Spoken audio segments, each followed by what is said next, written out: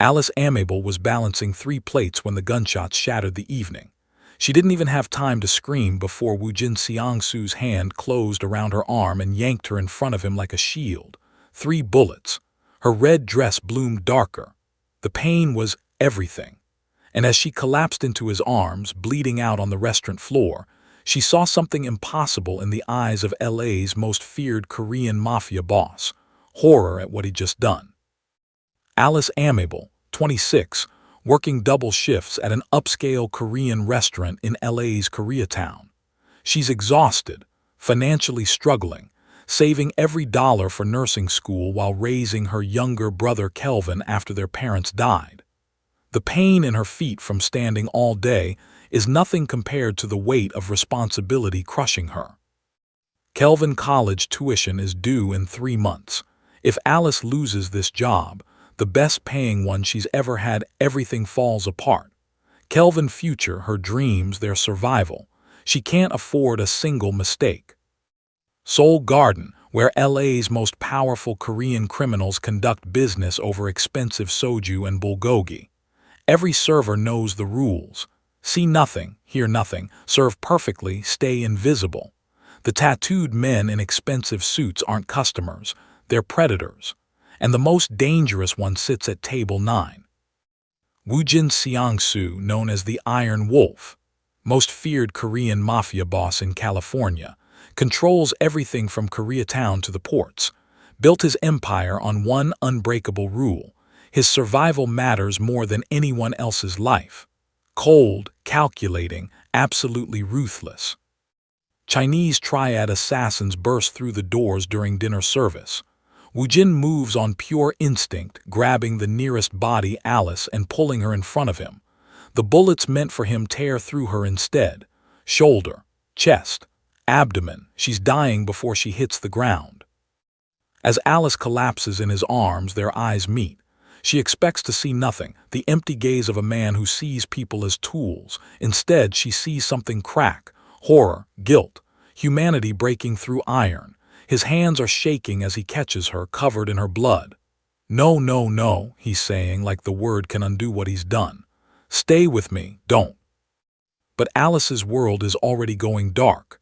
The last thing she sees, the most dangerous man in LA looking terrified, not of dying, of what he's become.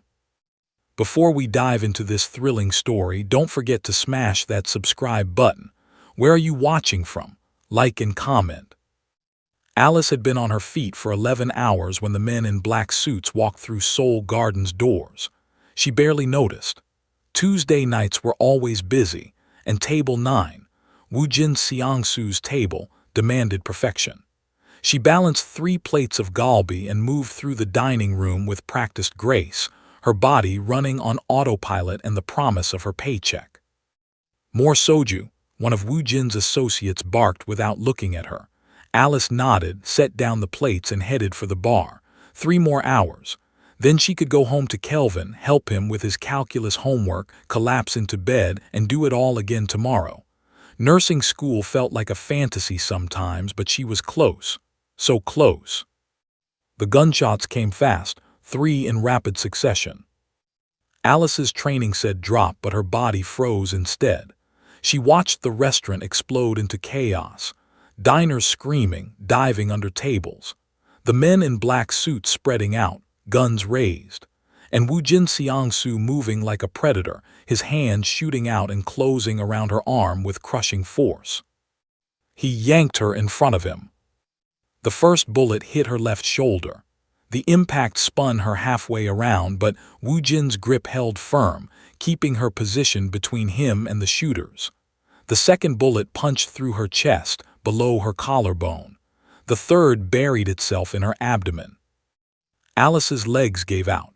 She collapsed backward into Woojin's arms, and for one surreal moment she was looking up at his face. The Iron Wolf, the man everyone feared. His expression wasn't cold anymore. It was cracking, fracturing, something raw and terrible breaking through. Their eyes met. She saw her own confusion reflected back at her. Hurt, betrayal. Why? But underneath his horror she saw something worse, the realization of what he'd done, what he'd become. No, he whispered, the word barely audible over the gunfire. His hands were trying to cover her wounds, blood pooling between his fingers. No, no, no. Alice tried to speak, but only blood came out. Her red dress was soaked now, indistinguishable from the spreading stains. The restaurant ceiling swam above her. Someone was screaming Kelvin's name, and it took her a moment to realize it was her own voice, barely a whisper. "Stay with me," Woojin's voice cracked. "Don't." But the world was already fading to black. When Alice's eyes closed, something inside Woojin shattered completely. 20 years of iron rules, of survival at any cost, of seeing people as disposable tools, gone. He was on his knees in a pool of her blood, this innocent woman he'd used as a shield, and his hands wouldn't stop shaking. "Ambulance," he roared, "now." His men were already moving, phones out, barking orders. The shooters were dead or fled, but Woojin didn't care about that. He gathered Alice's limp body against his chest, his expensive suit ruined, his carefully constructed control shattered. "Best hospital," he said, his voice deadly calm despite the chaos. "Private room, trauma surgeons, whatever it costs." He looked down at her pale face, her lips turning blue. "Whatever it takes." The sirens were already wailing in the distance, but Woojin knew what he'd done. He'd broken his own rule. He'd survived. And this innocent woman might die because of it.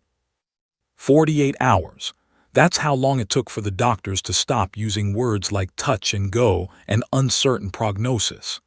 Alice Amable was alive, barely, hooked to machines that breathed for her and monitored every fragile heartbeat. The bullets had done catastrophic damage. One more inch, the surgeon said, and she wouldn't have made it to the hospital.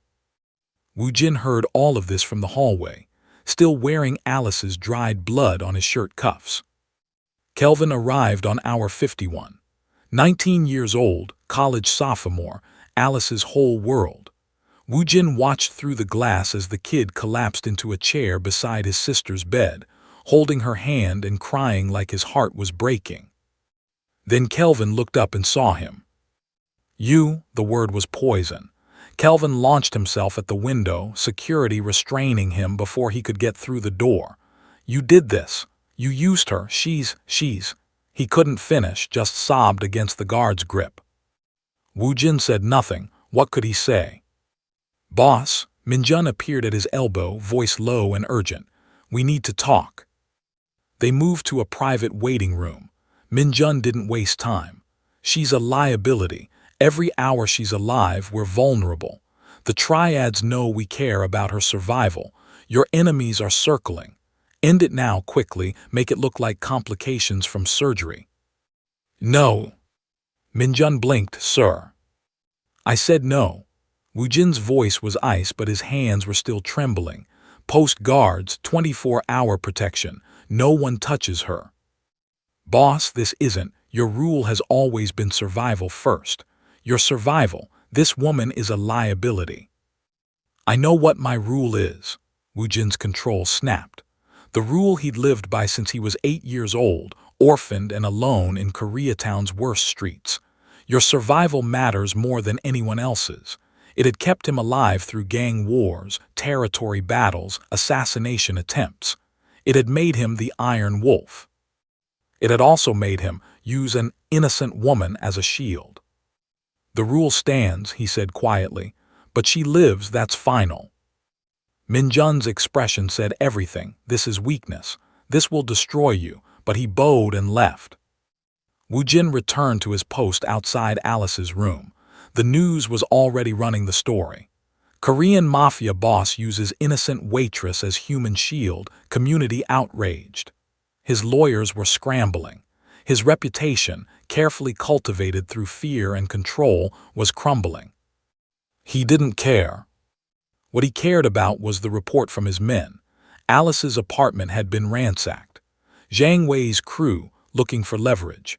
And at 3 a.m., a Chinese triad enforcer tried to slip into her hospital room with a syringe full of potassium chloride. Woojin's guard stopped him, barely. She was marked now, connected to him, a target for every enemy he'd ever made, and it was his fault. On hour 63, Alice's eyes opened. She saw the machines first, then the tubes, then Kelvin asleep in a chair, his face tear-stained and exhausted, and finally she saw the man standing by the window. Woojin Seong-soo, the Iron Wolf, her blood still visible on his shirt sleeves. Alice's scream was hoarse, damaged by the breathing tube they'd only removed hours ago, but the raw terror in it cut through Woojin like a blade. Kelvin jerked awake, nurses rushed in, and Woojin stood frozen, watching the woman he'd destroyed look at him like he was a monster. Because he was. The nurses cleared out, leaving Alice alone with Kelvin and the monster who destroyed her life. She couldn't move without pain screaming through her body, but she forced herself to sit up, to meet Woojin's eyes. "You used me." Her voice was raw, damaged. "You grabbed me and you used me like I was nothing, like I was a thing, not a person, like my life didn't matter." Woojin opened his mouth, closed it. For the first time in 20 years, he had no defense, no justification, no cold logic to explain away what he'd done. He'd spent his entire adult life being right, being in control, being untouchable. Now he just stood there, covered in her blood, morally defenseless. He started. "Don't," Alice's hands were shaking. "Don't you dare try to explain this away. You felt bullets coming and you grabbed the nearest body. Mine. You didn't even think about it, did you? I was just convenient." "Alice." "Get out." Tears were streaming down her face now, hot and angry. "Get out. I never want to see you again. You don't get to stand there looking guilty. You don't get to feel bad about this. Just get out." Woojin left, but Alice heard him in the hallway, posting guards at her door, even now controlling her life without permission. The doctor's report was devastating. 3 months minimum recovery, possible permanent nerve damage in her shoulder. The bullet that hit her chest had nicked her lung. The one in her abdomen had torn through her intestines. She'd need physical therapy, maybe additional surgeries. Her dreams of nursing school were ashes. Kelvin blamed himself. "I should have been there, should have walked you to your car, should have protected you." "You're 19, Alice whispered. "This isn't on you." But the nightmare started that first night. Alice woke up screaming, feeling phantom hands grabbing her, pulling her into the line of fire. She couldn't close her eyes without seeing Woojin's face, that moment of horror too late to save her. The machines in her room became threatening. Footsteps in the hallway made her panic. Every shadow held danger. Kelvin stayed, sleeping in the chair, jumping at her every gasp. They discharged her after 2 weeks, against medical advice, but Alice couldn't stay in that hospital another day. Kelvin helped her back to their apartment, supporting her weight as she struggled up the stairs. The door was already open. Their apartment had been ransacked. Furniture overturned, drawers emptied, everything searched and destroyed. And standing in their living room were 3 men in black, guns already drawn. Kelvin froze. Alice tried to push him behind her despite her wounds, despite everything. The guns rose. Then Woojin was there, moving like violence incarnate. 3 shots, precise and deadly. The men dropped before they could fire. More of Woojin's crew poured in behind him, securing the apartment, checking for additional threats. Woojin turned to Alice, his expression grim. "Zhang Wei's triad, they'll keep coming. They know you're connected to me now. You're a target." "I'm not connected to you," Alice spat. "You did this." "I know," his voice was flat, "and I can't undo it, but I can keep you alive." He stepped closer. "You don't have a choice anymore, Alice. You're coming with me." "Like hell I am." "Then you'll die. Kelvin will die. Is your pride worth that?" Kelvin was pale, staring at the bodies on their floor. Alice looked at her little brother, at the apartment that was no longer safe, at the life that had been stolen from her. "I hate you," she whispered. "I know," Woojin said. "Pack what you need. We leave in 5 minutes." Alice moved to her bedroom, fury and helplessness warring in her chest. She was trapped. By his violence, by his enemies, by the choice he'd stolen from her in that restaurant. She'd survived 3 bullets. Now she had to survive him. The safe house was a luxury prison perched in the Hollywood Hills with floor-to-ceiling windows and a view Alice couldn't appreciate. Her room had a king-sized bed she couldn't sleep in, a bathroom with a shower she couldn't use alone, and guards posted outside who wouldn't let her leave. Physical therapy was agony. The therapist came 3 times a week, moving Alice's damaged shoulder through exercises that left her gasping. The scars were forming, thick, raised, angry, one across her shoulder, another below her collarbone. The worst one low on her abdomen, a permanent reminder of the moment her life shattered. Woo-jin checked on her recovery every evening. Alice never spoke to him, just stared with eyes full of hatred until he left. But he kept coming back, driven by guilt she didn't want and couldn't forgive. She started exploring the house during the day, learning the layout of her cage. That's when she discovered the office. The computer Woo-jin's men hadn't locked properly, the files they'd left open. Seoul Garden and 6 other Korean restaurants. Legitimate. 3 commercial real estate holdings in Koreatown. Legitimate. Then the other files. Protection rackets extracting money from small businesses. Loan sharking operations with interest rates that destroyed families. And buried deepest, shipping manifests, payment records, false immigration documents. Human trafficking. Alice sat back from the computer, nausea rolling through her. He didn't just use people as shields, he sold them. Women mostly. Girls. Shipped in containers, promised jobs, delivered into slavery. You're trafficking people. Her voice was flat when Woo-jin came that evening. Not just protection money or illegal gambling. You're selling human beings. His expression closed off. It's business. Business? Alice laughed, brittle and broken. You don't just use people as shields, you sell them. How many, Woo-jin? How many women have you destroyed? He had no answer.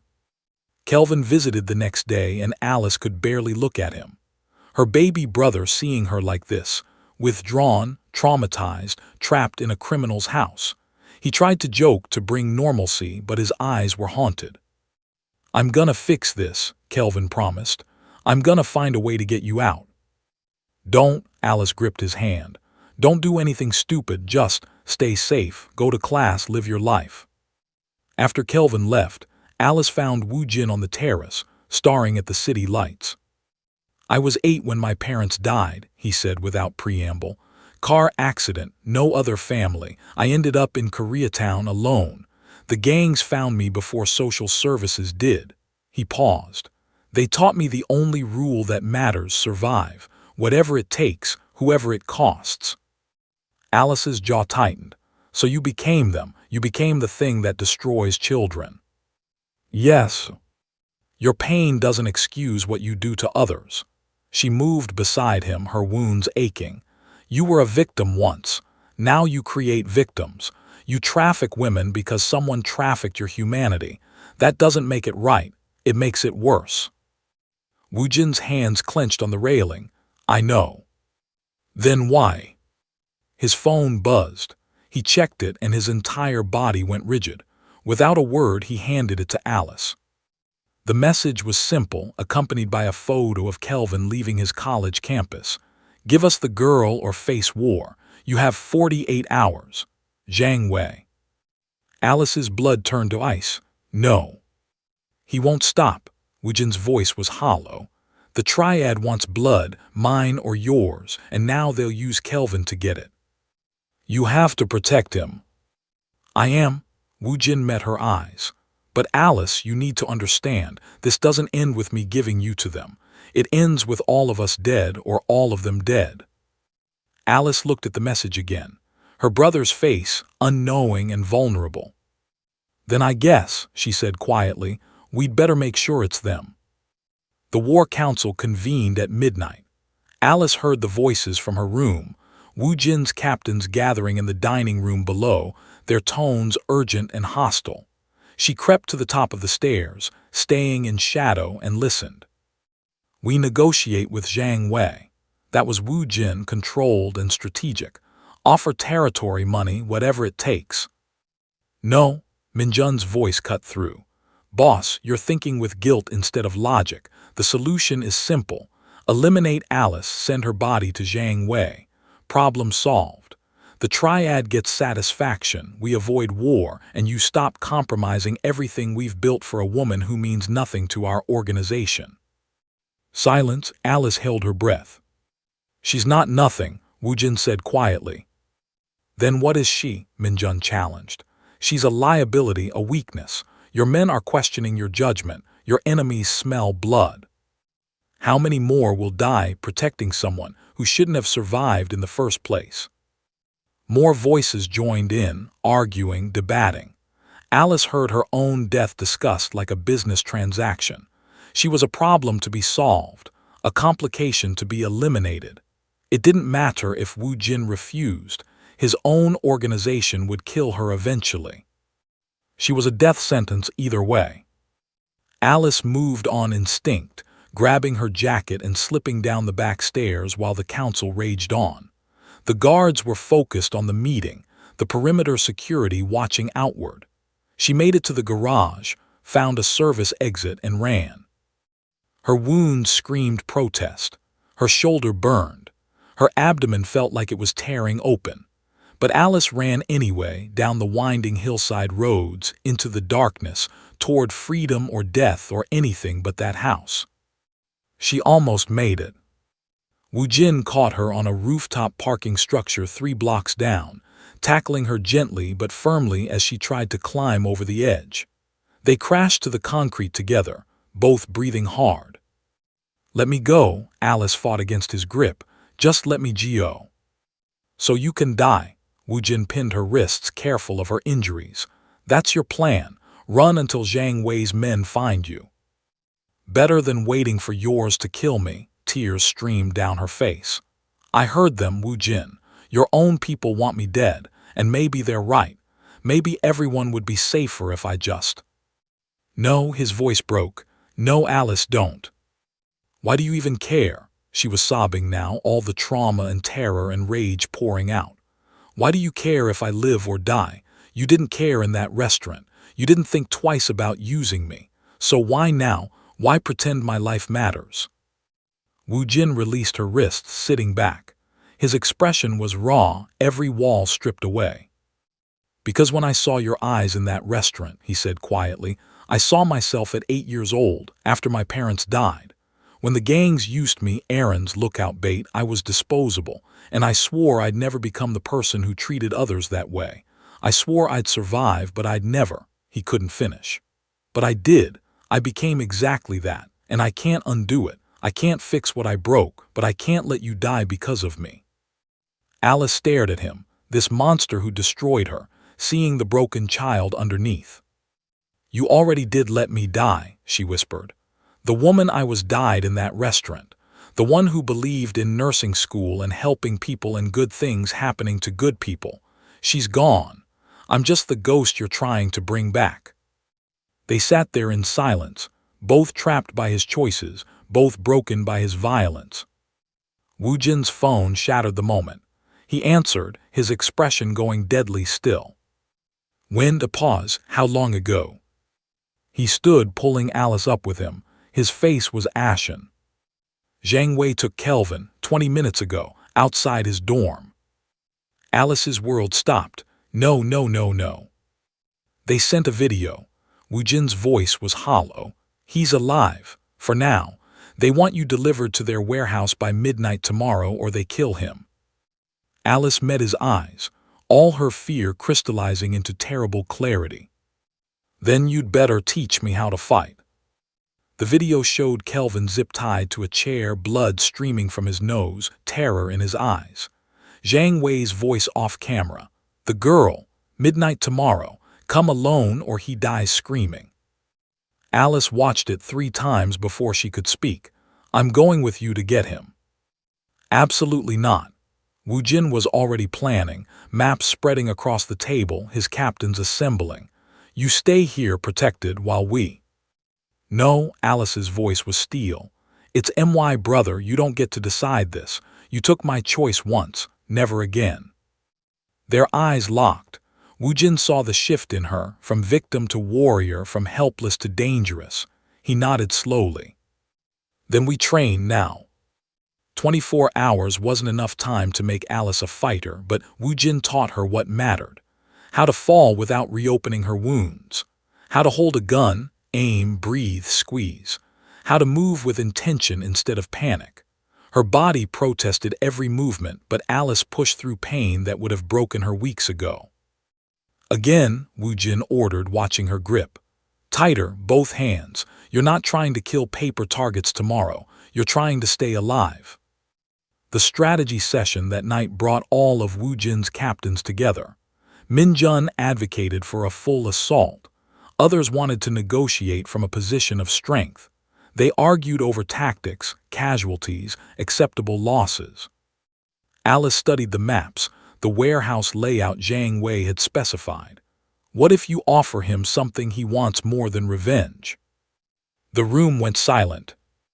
Territory, Alice pointed to the dock districts. Zhang Wei's been trying to expand into shipping for years. You control those ports, trade Kelvin for the docks. It's business, not blood. Min Jun scoffed. She thinks she can negotiate with Zhang Wei. She thinks, Alice said coldly, that Zhang Wei is a businessman first. Revenge is expensive. Territory is profitable. Give him what he actually wants. Wu Jin studied her, something like pride flickering in his expression. It could work, but we prepare for both outcomes. He turned to his men. Full tactical team. Snipers on the perimeter. If negotiation fails, we go in hard. Alice suited up in the armory. Kevlar vest that pressed against her healing wounds. A Glock 19 that felt too heavy in her hands. Wu Jin checked her vest personally, his fingers gentle on the straps. If this goes wrong, he said quietly, you run. Don't try to be a hero, just run. If this goes wrong, Alice countered, we both die, so let's make sure it doesn't. The warehouse was abandoned, neutral ground on the edge of Koreatown. Zhang Wei waited inside with Kelvin still bound, surrounded by 20 armed men. Wu Jin entered with Alice and 4 of his best, hands visible, weapons holstered. Zhang Wei, Wu Jin's voice echoed in the empty space. I'm here to talk business. You're here to die or deliver. Zhang Wei smiled, cold and predatory. The girl walks to me now and your men leave with the boy. That's the only deal. I'm offering you the port territories. Full control. More profitable than killing me, more strategic than continuing this war. I don't want your territories. Zhang Wei's eyes fixed on Alice. I want your pain. I want you to know what it feels like to be helpless. The girl or war, choose. Alice saw it before Wu Jin did, the red laser dot appearing on his chest, tracking from a sniper position in the rafters. Zhang Wei had never intended to negotiate. This was an execution. Time slowed. Alice saw Kelvin struggling against his bonds, saw Wu Jin realizing the trap too late, saw the laser sight steady over his heart. And she remembered the restaurant, his hand grabbing her, bullets tearing through her body, the choice he'd stolen. Now she had a choice. Alice moved. Alice stepped in front of Wu Jin as the sniper fired. The bullet hit her left shoulder, the same one already scarred, already broken.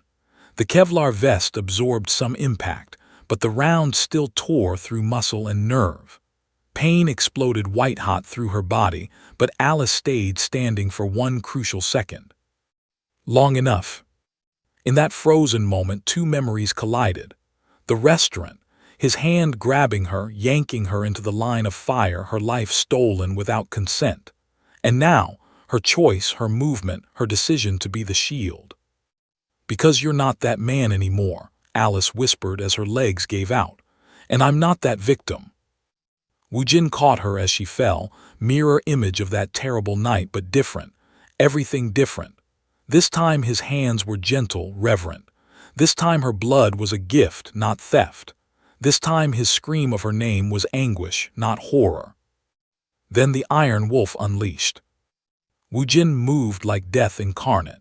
His gun cleared its holster, 4 shots fired before Zhang Wei's men could react. The sniper in the rafters dropped. Zhang Wei himself took 2 rounds center mass. Wu Jin's team poured in, the warehouse erupting into controlled violence that ended in less than 30 seconds. Kelvin was freed, sobbing, crawling to Alice's side. No, Ali, why did you? Get her to the car, Wu Jin ordered, already applying pressure to Alice's wound. Now. The drive to the hospital was a blur. Alice drifted in and out of consciousness, Wu Jin's voice anchoring her. Stay with me. You don't get to die saving me. You don't get to, his voice cracked. Please, Alice, please stay. Surgery took 4 hours. The bullet had shattered bone, severed nerves. The same shoulder damaged twice now, possibly beyond full repair. But Alice survived. This time, waiting in the surgical wing, Wu Jin broke. Minjun found him in the hallway. The Iron Wolf collapsed against the wall, hands shaking. Tears streaming down his face. 20 years of control shattered. All the bodies he'd made, all the violence he'd commanded, and he was destroyed by one woman choosing to save him. Boss, Minjun said quietly. His expression had shifted. No more contempt, no more challenge, just understanding. She changed you. She saved me, Wu Jin whispered, and I don't deserve it. No, Minjun agreed, but maybe that's the point. Alice woke to soft light and the steady beep of monitors. Her shoulder was immobilized, packed in ice and bandages. Kelvin sat beside her bed, holding her good hand. And across the room, Wu Jin stood by the window, looking older than she'd ever seen him. Why did you do that? He asked without turning. I used you, I destroyed your life. I gave you every reason to let me die. So why, Alice? Alice took a careful breath, testing her damaged lungs. Because some people are worth saving, not because they're perfect, because they're trying. She paused, watching his reflection in the glass. You've been trying to save yourself by saving me, trying to undo what you did, but you can't undo it, Wu Jin. You can only move forward. He turned, his eyes red-rimmed. I don't know how. Neither do I. Alice's smile was sad, fragile. But maybe we figure it out together. Maybe it's time we save each other. Wu Jin crossed to her bedside, kneeling so they were eye level. I don't deserve your forgiveness. I'm not forgiving you. Alice's honesty was gentle but firm. Not yet, maybe not ever, but I'm choosing to see who you're becoming instead of only who you were. Who am I becoming? Alice looked at this man who destroyed her and who she just saved. Someone worth the bullet. For the first time since the restaurant, Wu Jin let himself hope that redemption wasn't impossible. And Alice, for the first time since waking in that hospital bed weeks ago, felt something other than fear and rage. She felt the tentative beginning of trust. 3 months later, Alice could lift her left arm to shoulder height without crying. The physical therapist called it remarkable progress. Alice called it insufficient, but she was learning patience. Wu Jin called a meeting of his entire organization on a Tuesday morning. Alice watched from the gallery as he addressed 40 men who'd built their lives on his iron rules. Effective immediately, we're shutting down all human trafficking operations. Every route, every contact, every dollar. It ends today. The room erupted. Minjun stood, his face flushed. Boss, that's 40% of our revenue you're crippling us for. For what's right? Wu Jin's voice was steel. We're also establishing exit programs, safe houses, legal assistance, job training for anyone who wants out. Alice Amable will oversee the program design. Alice descended the stairs, her shoulders still stiff but functional. The men's eyes tracked her, the woman who'd taken a bullet for their boss, who'd somehow survived the Iron Wolf twice. We're not just closing operations, Alice said, her voice steady. We're helping the victims rebuild, because that's what power should do, Protect, not exploit. The vote was split. 23 men stood with Wu Jin. 17, led by Min Jun, walked out. The coup attempt came 3 weeks later at a charity gala, Wu Jin's first public appearance since the Reformation. Alice saw them coming before Wu Jin's security did. Min Jun and 12 armed men, moving through the crowd with deadly intent. She intercepted them in the lobby. Min Jun, Alice positioned herself between them and the ballroom. You don't want to do this. Move, girl, this doesn't concern you. It absolutely concerns me. You kill Wu Jin, you start a war. His remaining loyalists come for you. Zhang Wei's successor smells weakness and moves in. Koreatown burns. How many innocents die for your pride? Min Jun's gun wavered. He's made us weak. He's made you ethical, there's a difference. Alice stepped closer, ignoring the weapons trained on her. You have a choice. Walk away now, take exile with full severance. Or stay and watch the empire you helped build become something better. But if you pull that trigger, you prove you learned nothing. That you're just another monster in an expensive suit. The standoff lasted 30 seconds that felt like hours. Then Min Jun lowered his gun. Exile, he said quietly. We want exile. Wu Jin gave them 48 hours and generous severance. No executions, no revenge. A bloodless revolution. Alice enrolled in nursing school that fall, funded by Wu Jin's legitimate restaurant holdings. Kelvin started his junior year, switching his major to social work. Because of you, he told Alice. Because you showed me what strength actually looks like. The romance developed slowly, carefully. Wu Jin courted Alice like she was precious. Real dates to real restaurants, conversations that lasted hours, respect for every boundary she set. He never pushed, never assumed. He was earning her and they both knew it. Their first kiss happened on a Tuesday evening, 6 months after the warehouse. They were reviewing victim program applications in his office when Alice looked up and realized she'd been watching him work for 5 minutes, seeing not the monster who'd grabbed her, but the man who'd dismantled his empire to become better. She crossed to him and kissed him first, claiming her agency, making her choice. When they broke apart, Wu Jin's eyes were bright with unshed tears. Are you sure? I'm sure you've spent 6 months proving you're worth the risk. Alice smiled, fragile but real. Don't make me regret it. Never, he promised. I'll spend the rest of my life being worthy of this. 6 months of sustained change. No backsliding, no compromises. 47 trafficking victims freed and given resources. 5 safe houses established. 1 bloodless revolution completed. Redemption, Alice was learning, wasn't a moment. It was 1,000 small choices, made consistently over time. And maybe, just maybe, it was real. Alice graduated nursing school on a sunny Saturday in May, her left shoulder still stiff but functional, her scars hidden under royal blue graduation robes. Kelvin cheered louder than anyone when they called her name. Wu Jin watched from the family section, pride radiating from every line of his body. That evening, on the terrace of the Hollywood Hills house that was no longer a prison, Wu Jin knelt with a ring that caught the sunset like captured fire. I don't deserve you, he said quietly. I never will, but if you'll let me, I'll spend the rest of my life earning you, building something worthy of the sacrifice you made, becoming the man you saw in me when I couldn't see it myself. Alice's eyes filled with tears, the good kind, finally. You already have earned me. Every day for a year you chose to be better.